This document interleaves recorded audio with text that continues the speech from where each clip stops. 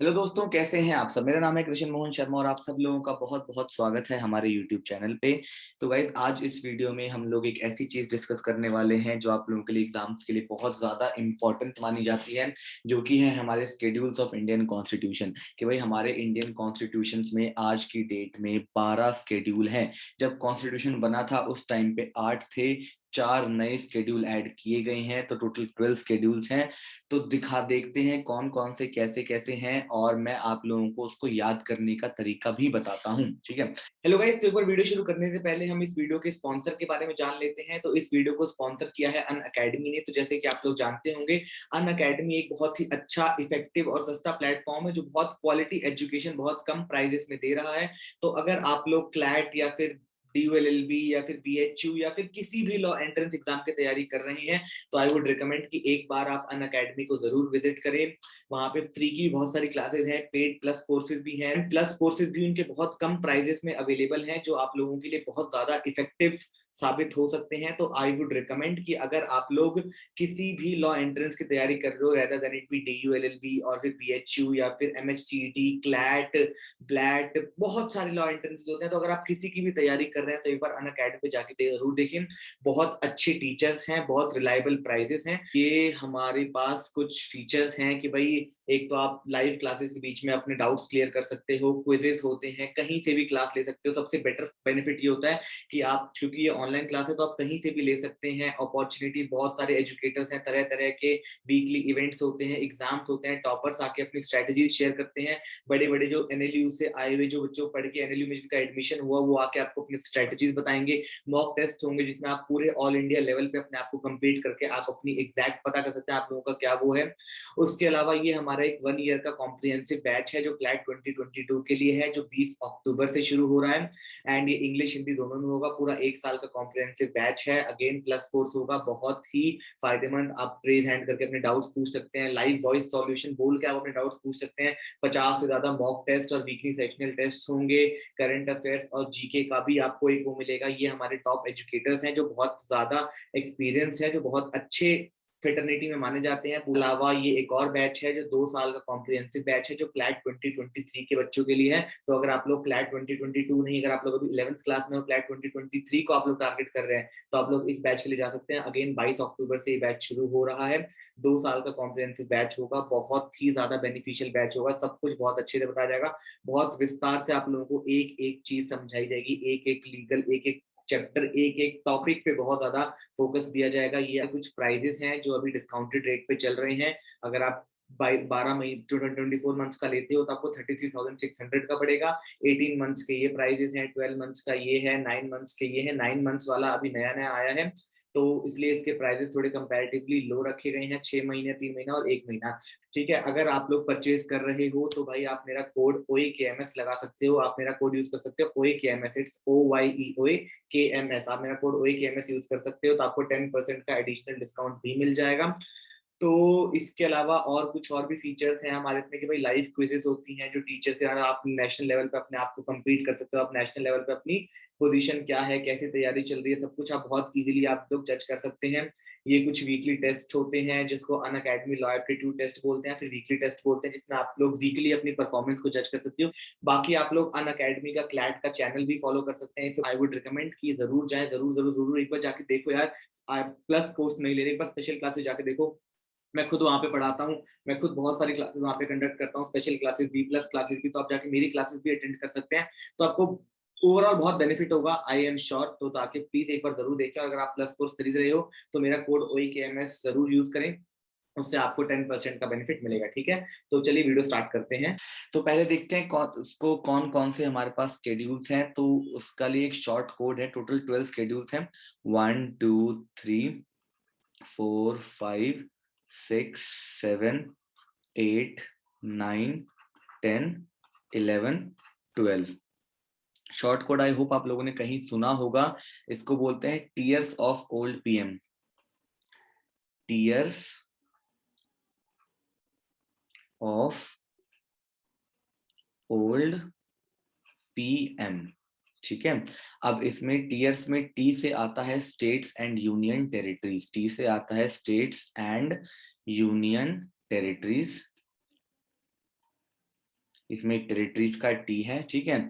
ई से आता है एम्यूलमेंट्स एंड सैलरीज, एम्यूलमेंट्स एंड,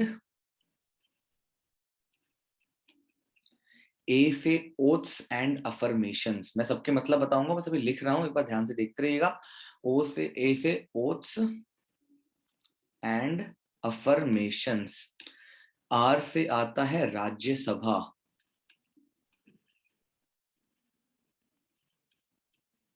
एस से आता है स्केड्यूल एरियाज,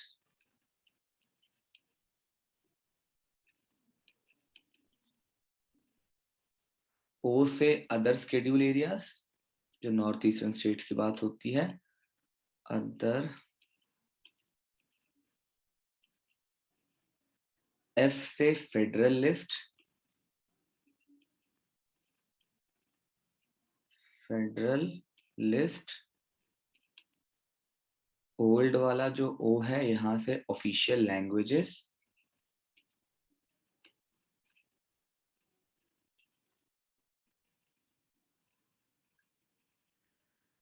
एल से लैंड रिफॉर्म्स,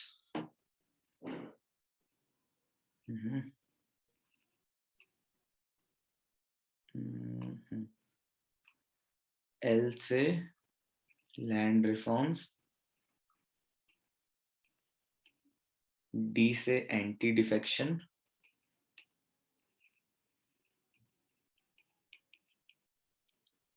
पी से पंचायत, एम से म्युनिसिपैलिटी। अब देखते हैं दोबारा।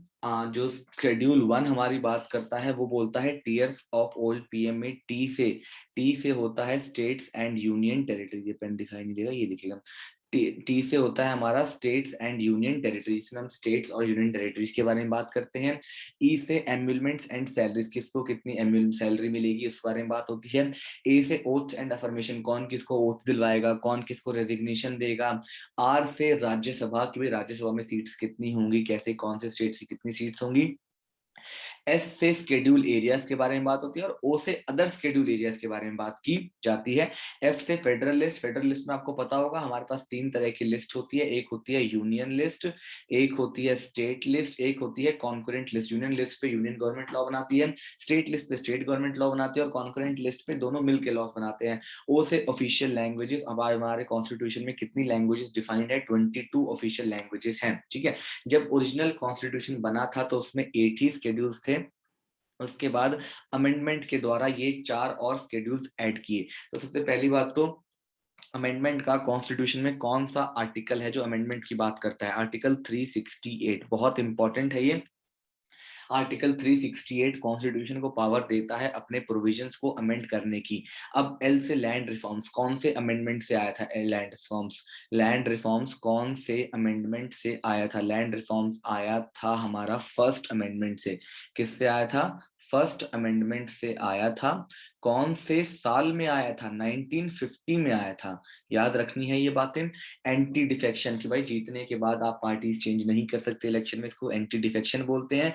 शेड्यूल 10 बहुत इंपॉर्टेंट शेड्यूल है, ये कौन सी अमेंडमेंट से आया था, ये आया था 52nd अमेंडमेंट से। किससे आया था ये, 52nd अमेंडमेंट से आया था। कौन से साल में आया था, 1985 में आया था, ठीक है। पंचायत और म्युनिसिपैलिटीज एक साथ आए थे, ये 3 टायर ऑफ गवर्नमेंट प्रोवाइड करते थे। पंचायत और म्युनिसिपैलिटीज ये आए थे 73rd और 74th अमेंडमेंट से, साल दोनों का सेम था 1992 और 1992, ठीक है। तो हमारे पास ये 4 हमारे बाद में ऐड हुए थे, ये 8 पहले थे, पर दोबारा देख लेते हैं। Tears of old PM, T से था स्टेट्स एंड यूनियन टेरिटरीज, ई से एम्यूलमेंट्स एंड सैलरीज, ए से ओथ्स एंड अफर्मेशंस, आर से राज्यसभा, एस से स्केड्यूल एरियाज, ओ से अदर स्केड्यूल एरियाज। फिर एफ से आ जाते हैं तो फेडरल लिस्ट, 3 तरह की लिस्ट थी, यूनियन, स्टेट और कॉन्करेंट। ओ से ऑफिशियल लैंग्वेजेस, कितनी लैंग्वेजेस हैं? 22। फिर लैंड, उससे एल से लैंड रिफॉर्म्स, कौन से अमेंडमेंट से आया था? फर्स्ट अमेंडमेंट से। कौन से साल में? 1950 में। डी से एंटी डिफेक्शन, एंटी डिफेक्शन का शेड्यूल 10 है, कौन से अमेंडमेंट से आया था? 52nd अमेंडमेंट से आया था 1985 में। पंचायत और म्युनिसिपैलिटीज, पी और एम 11 और 12, 73 74 दोनों सेम ईयर में आए थे 1992 में। तो गाइस एक बार इस वीडियो को फटाफट दोबारा देख लो, सारे स्केड्यूल बहुत ढंग से दिमाग में क्लियर हो जाएंगे और सारी जिंदगी, आई प्रॉमिस, आप इसको कभी नहीं भूलेंगे। तो इसी के साथ इस वीडियो को हम यही खत्म करते हैं, बहुत जल्द मिलेंगे अगली वीडियो के साथ, ठीक है? तो अगर अच्छा लगा हो तो चैनल सब्सक्राइब करें और मिलते हैं फिर नेक्स्ट वीडियो में, ठीक है? धन्यवाद।